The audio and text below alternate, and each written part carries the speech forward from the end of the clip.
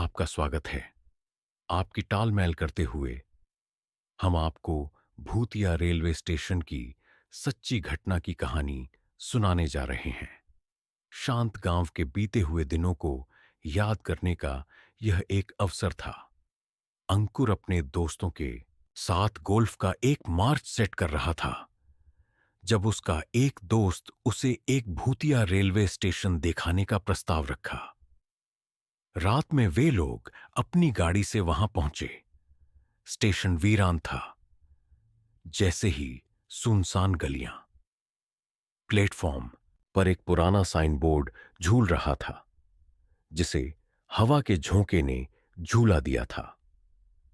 अकेलेपन की वजह से उन्हें थोड़ा खौफ महसूस हुआ था, लेकिन अंकुर ने अपने दोस्तों को शांत किया। वे लोग बैठ गए और कहानियां सुनाने लगे। जैसे जैसे रेत का दाना बीतता जा रहा था, अंकुर को एक खुद से हिलने वाली लाल रंग की लाइट की झलक दिखी। वो स्वतः ही हिलने लगी थी, बिना किसी हवा या झोंके के। वह शिथिल खड्डा हो गया। वह लाइट कुछ अलग ही दिखाई दे रही थी। अचानक उसने एक अजीब सा आवाज सुना। प्लेटफॉर्म पर बहुत सारे लोगों की चहचहाहट और रेल का हॉर्न सुनाई दे रहा था। उसे जैसे कोई रेलगाड़ी जा रही हो ऐसा लगने लगा। उसने अपनी आंखें बंद की और फिर खोली। सामने कुछ नहीं था। सर्वत्र शांति थी। कोई अजीब आवाज या चीख नहीं।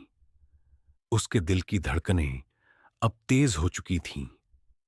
गहरी सांस लेते हुए अंकुर ने लाइट को जरा ध्यान से देखा। लाइट में एक बच्ची की झलक दिखाई दे रही थी, जो उसे बुला रही थी। अनहोनी का डर सहने का सामर्थ्य उसे है।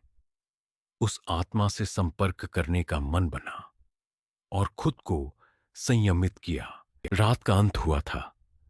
वहां की ठंडी हवा अब बदलने लगी थी। वे लोग वहां से चले गए थे, लेकिन अंकुर की धड़कन वहीं ठहर गई थी। वह अजनबी डर, उस बच्ची की आहटें, आज भी अंकुर की नींद हरा भरा तो ढहती है।